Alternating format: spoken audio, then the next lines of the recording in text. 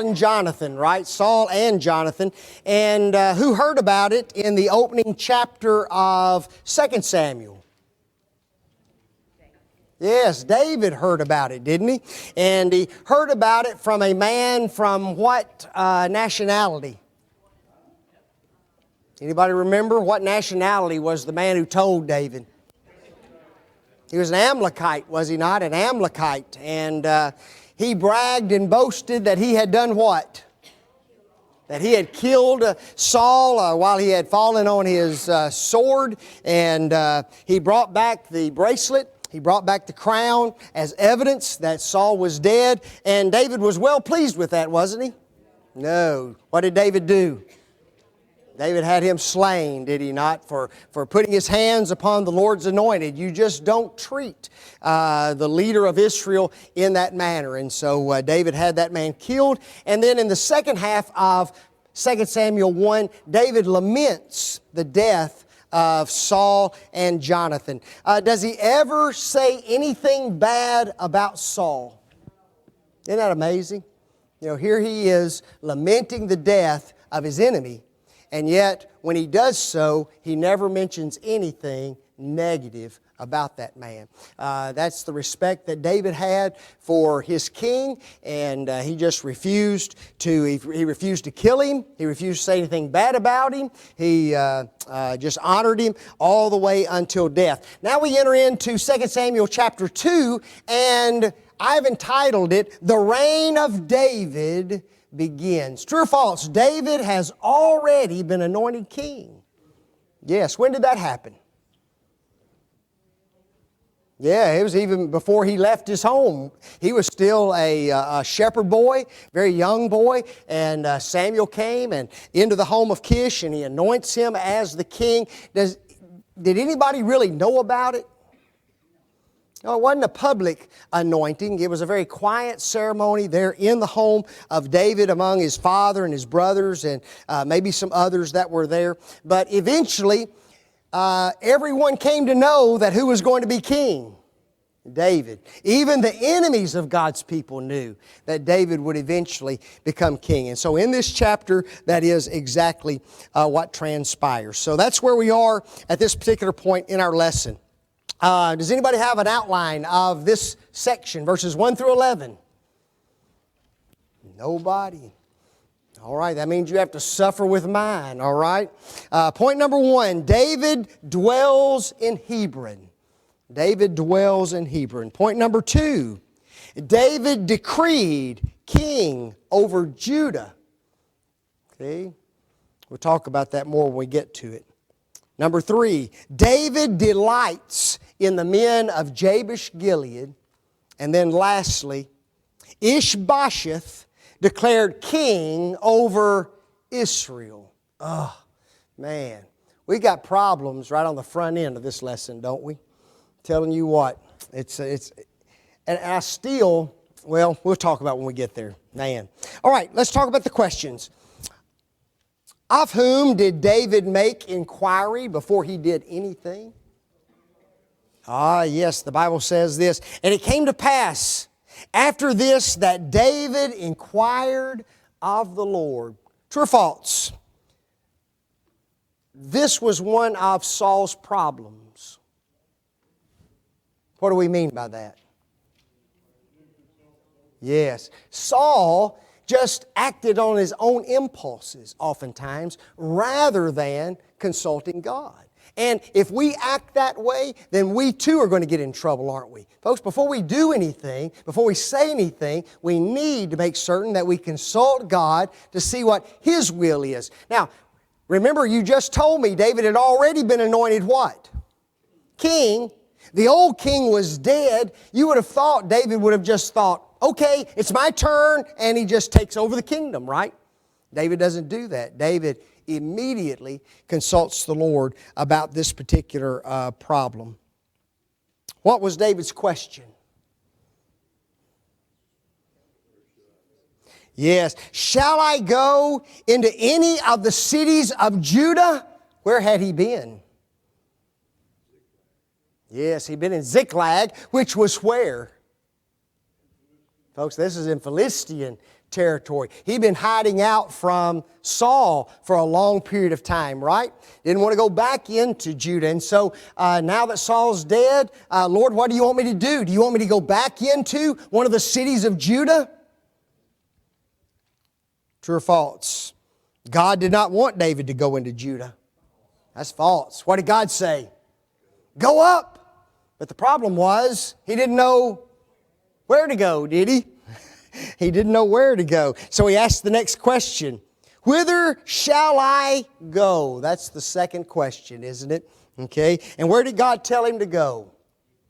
God told him to go unto Hebron. And he said, unto Hebron. Let me give you a few facts about Hebron, folks.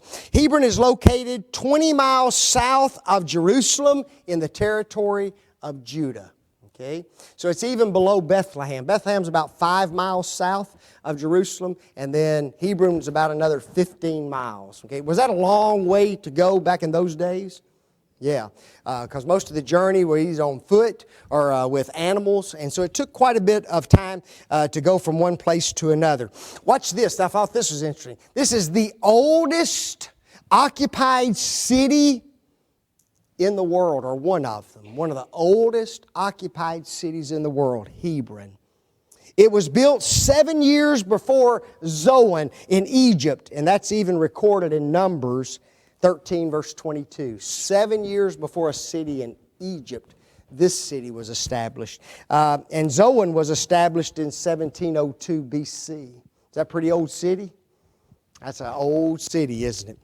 The word Hebron means friend, and it has been associated over the years with the cave of Machpelah. What's so important about that? Yes, that's where Abraham purchased the cave, okay, and buried his dead. In fact, Abraham was buried in there as well. Joshua received this particular city as an inheritance, okay.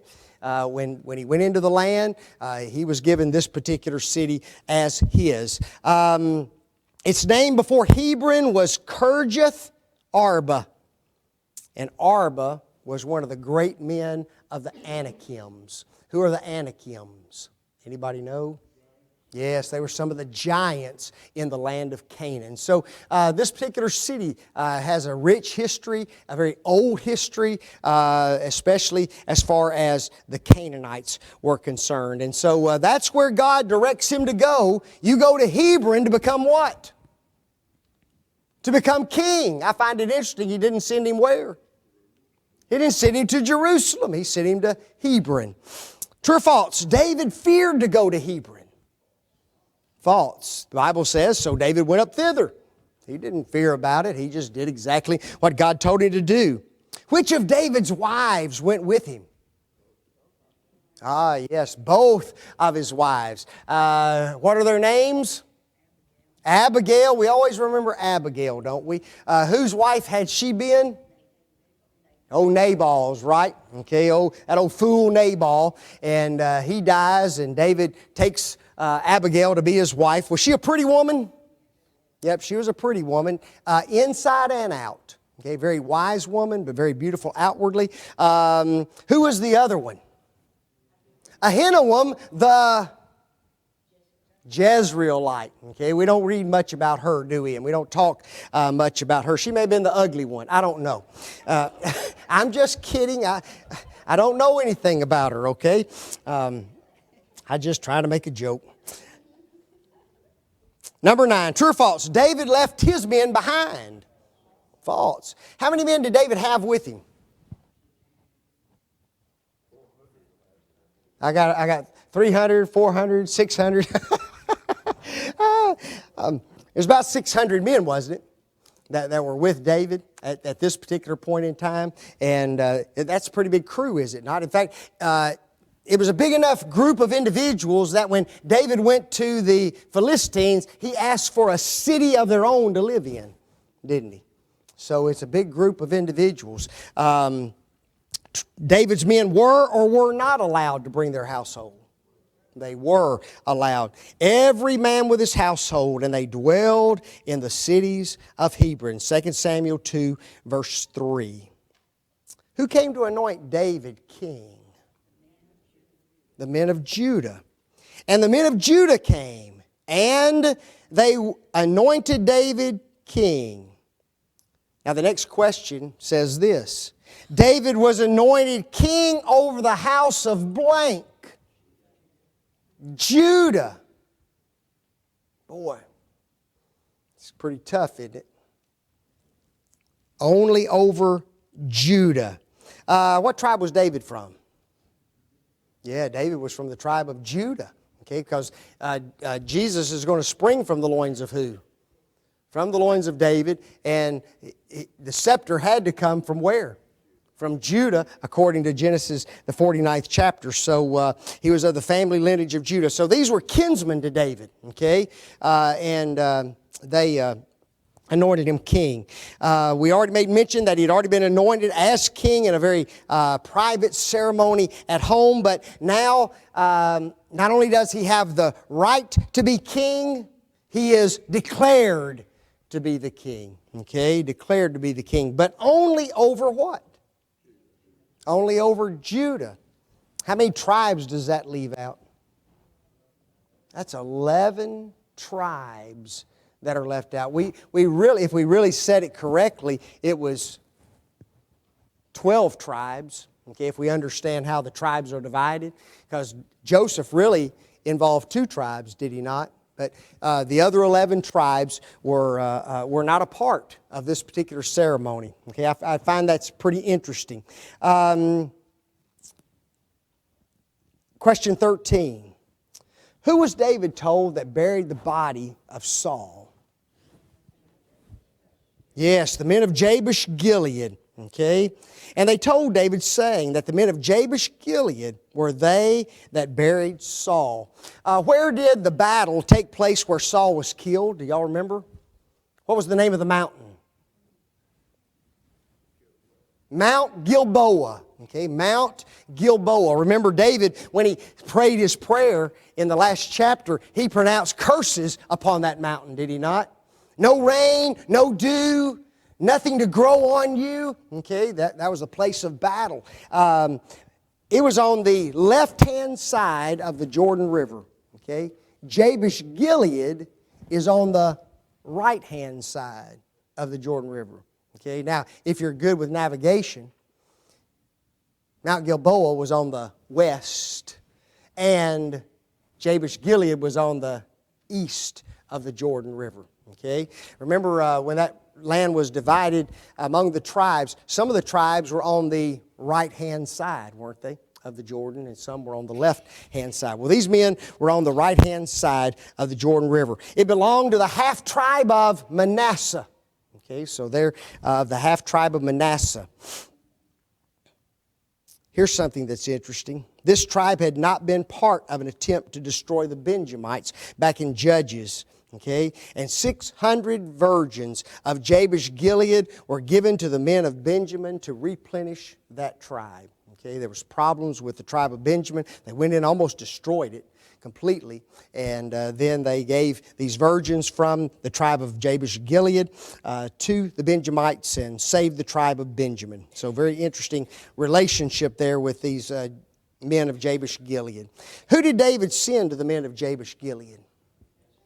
Yes, as messengers. And David sent messengers to the men of Jabesh-gilead. And what did he say to them? Blank be ye of the blank. Yes, blessed be ye of the Lord. When they buried Saul, how does David describe their actions? He describes them as twofold. What does he say? Yes. And ye have shown this kindness unto the Lord, even unto Saul, and have buried him. Okay, but they described it both as kindness and truth. I find it interesting that he calls it kindness. Kindness is defined as favor, good deed, kindly, loving. Merciful kindness, mercy, pity, reproach. Brown Driver and Briggs says goodness, kindness, faithfulness. So when they went over and got the body of Saul, brought it back over to Jabesh-gilead, and buried that body, David said that was what? That was a kind act. Okay? Would you consider it kind? What made it so kind?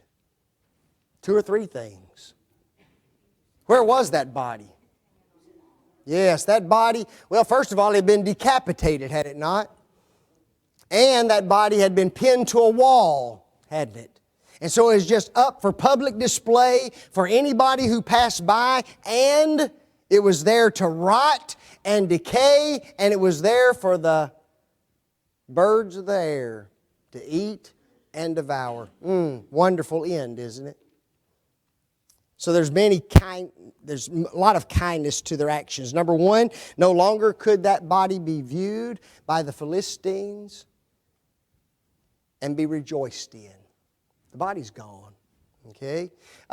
When you finally remove something from sight, does it do something? When you remove something from sight, does it do something to you? Yeah, you know.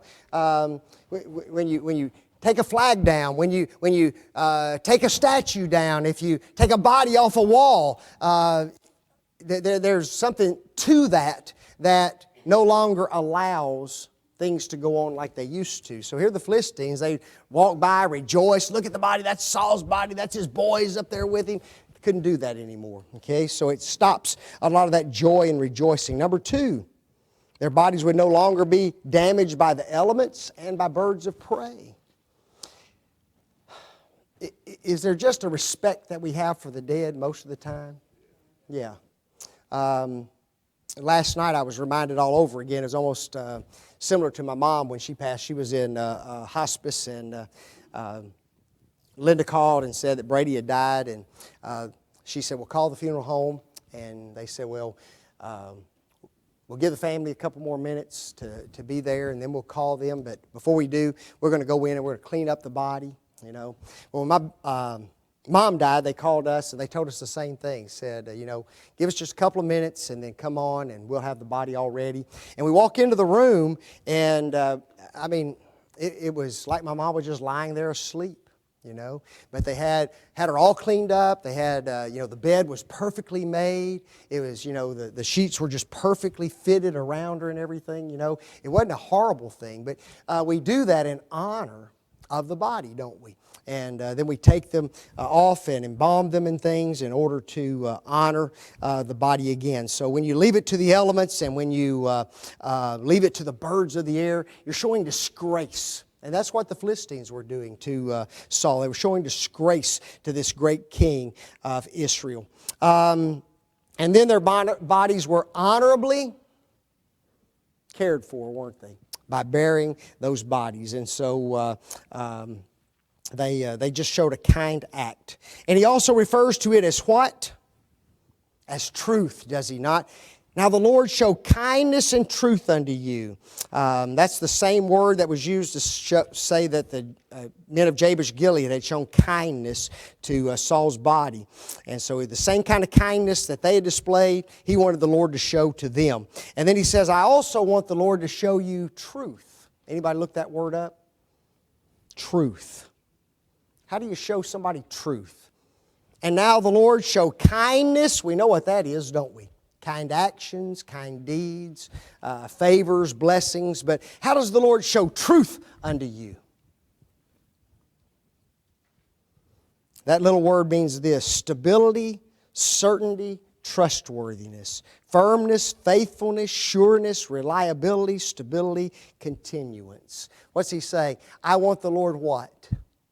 To show you kindness, and I want Him to ever be with you. Okay? I want Him to be there in truth with you. I want Him to show stability with you. I want Him to be faithful to His promises toward you. So He manifests this blessing upon these men of Jabesh-gilead for a fairly simple act, wasn't it? Just removing a body and burying it, and David is very pleased with what these men have done. Is it a big change from what he did to the man who was the Amalekite? Oh yeah, you know, one gets a blessing, the other one gets killed. Be careful how you what? How you treat dead Saul. That's for certain. That's the lesson. True or false? David also promised to requite kindness to the men of Jabesh-gilead. true. This is what he says. And I also will requite you this kindness because you have done this thing. Now, I have no clue what David means when he says he's going to requite the kindness. Okay, I don't know what he did for them. The Bible doesn't tell us anything that he ever did for the men of Jabesh-gilead. But he does promise what? I'll show you the same kind of kindness that you've shown to David. Therefore now let your blank be blank and ye be blank. Let your hands be strengthened and be ye valiant. Folks, this is a wish that David confers upon the men of Jabesh-gilead. Okay? I want you to be what? Strong. Okay? I want your hands to be strengthened. But then he also says, I want you to be what? I want you to be valiant. That little word valiant means a force, a band of men, a band of soldiers, mighty, efficient, a force, an army. He wants these individuals to become a powerful group of individuals in the land of Israel. And so he wishes that upon them for their deed that they had done to Saul. What did David hope would encourage them even though Saul was now dead? Listen to what he says. For your master Saul is dead.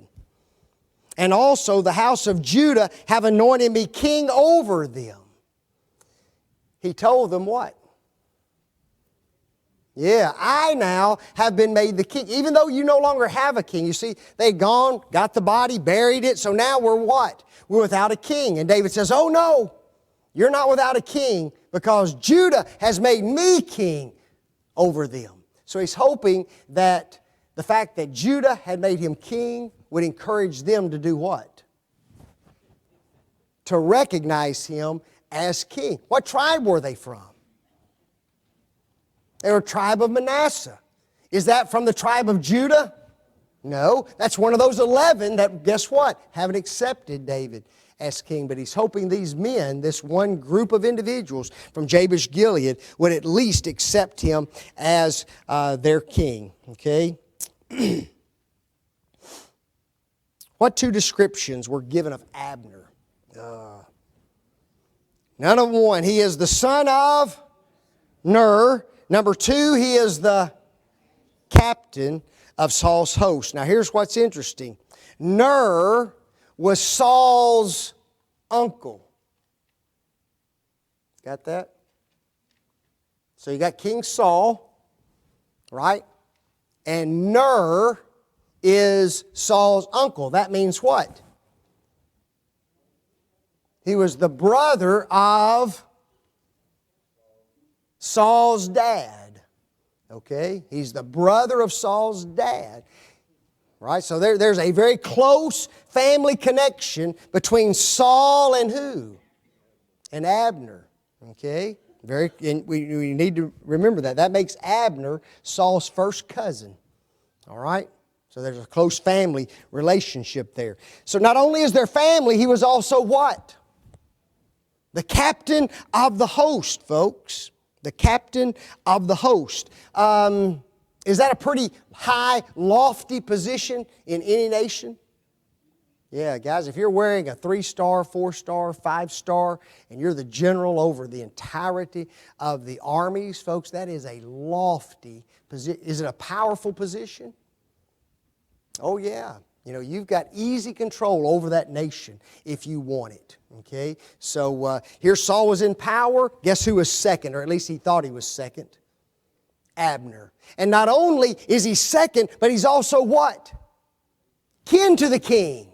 Now the king's dead, and so Abner in his mind is going to do what? He's going to do everything he possibly can to sustain the reign and rule of Saul's family. Okay? That's what's in his mind. Now remember, David's been anointed king of Judah, but not over the other 11 tribes. Who did Abner bring to Mahanaim? Yes, a man by the name of Ish-bosheth. Wouldn't you like that name? Ish-bosheth. Folks, Mahanaim was on the east of the Jordan River, and it was the place Abner and the armies of Israel fled when they were overcome by the Philistines, on the east. Okay? So here was Gilboa. Here's the Jordan River. Here's Gilboa on this side of the Jordan. When they fled in that battle, they fled across the river into the east part of Israel. All right? And there was a town there named Mahanaim, and that's where they fled, and that's where Ish-bosheth is anointed as the king of who? Of Israel. Who is Ish-bosheth? Yes, Ish-bosheth was the fourth son of Saul. Why the fourth? Yeah, remember, 3 of Saul's sons were killed in battle. And so this is a younger son of Saul. See, what's Abner thinking? Yes, continuation of Saul's monarchy, isn't he? You know, Saul has been the king, and it's only proper, it's only right that one of his sons reigns in Israel. So he takes this young man and he makes him king over Israel. His original name was Esh-baal. Isn't that something? Esh-baal, or fire of Baal. And it was changed to Ish-bosheth, and guess what that means? The son of shame. Wow. That's interesting. I'd like to know more about that, wouldn't you? True or false? Abner made Ish-bosheth king. True, folks. Can one man somehow, some way, have power over an entire nation of people? Yeah. How does a man like Hitler get people to do what he got people to do? I will never understand how one man can have so much power. Can you? But they can. And they can rise up with unbelievable power. And that's exactly what Abner did. He had all this power and all this influence, and it was he who exalts Ish-bosheth to king over Israel. He was made king over Gilead, the Asherites, Jezreel, Ephraim, Benjamin, and all Israel. So there is now division in what? In the kingdom of Israel. There is now Judah and who? Israel. Uh-oh. Is that going to become a big deal later on? Oh, yeah. Has there already been indications in the past that there was a divide between Israel and Judah? Anybody know? I heard one, Who said that? I think it's Jackie. I think you did. But there had already been some indication that there was division between Judah and Israel. And I wish that I had more information about why that division was occurring so early. Okay? It had. How old was Ish-bosheth when he became king? 40 years. And he reigned how long? 2 years. Now, David is going to reign how long in Hebron? 7.5 years. Now you take 7.5 minus 2, that gives you what? 5.5 years. Okay? 5.5 years. Who was reigning in Israel during that 5.5 year period? I don't know. Well, I kind of know. Who do you think? Abner was the predominant power, folks. Abner was the predominant power. And so, very, very interesting. Write down this text, 1 Samuel 11:8. 1 Samuel 11:8. Listen to this. And when he numbered them in Bezek, the children of Israel were 300,000, and the men of Judah 30,000. See, there's a division made between the numbers in those two places. Okay? And why that happened, I still don't really have a good answer for that. Okay? But very, very interesting. So we've got this divided kingdom, don't we? We got a kingdom divided before it's even divided. And there's going to be some interesting stuff happen in the next section. Questions, comments? Nobody? Larry? David gave us a good example, though, when he prayed to God about where he should live. Oh, absolutely. A lot of times, members will say, well, I've got a job somewhere, but there's no church there, or how's it going to affect the Oh yeah, making inquiry of God is a very important thing to do, isn't it? Extremely. Anybody else? Yes, ma'am.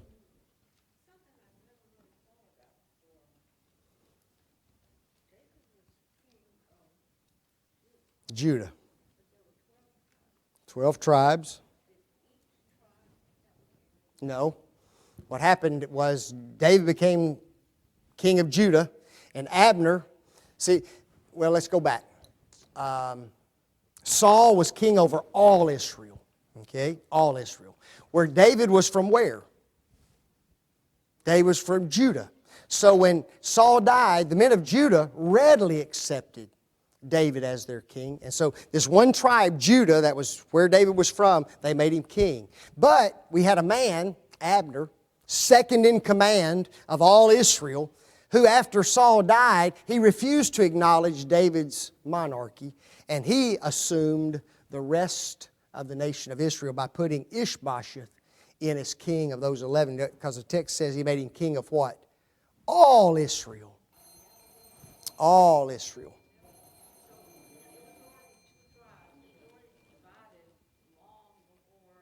And like we said, we went all the way back to 1 Samuel 11:8 when they did a numbering of the people, and they numbered it between Judah and Israel.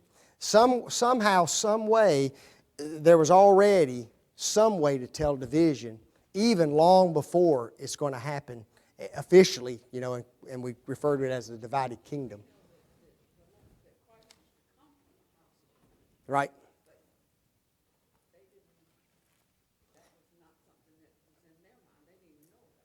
Well, they did, yeah. According to, they would have known from Genesis chapter 49, the scepter shall not depart out of Judah. So they knew that there was going to be a Messiah that was going to eventually come out of Judah. And they were very familiar with these prophecies and things. They would have known that for certain. But, so interesting stuff. Got her thinking. That's what we want. That's what we like. Thank you, guys. Go eat. Mm-hmm.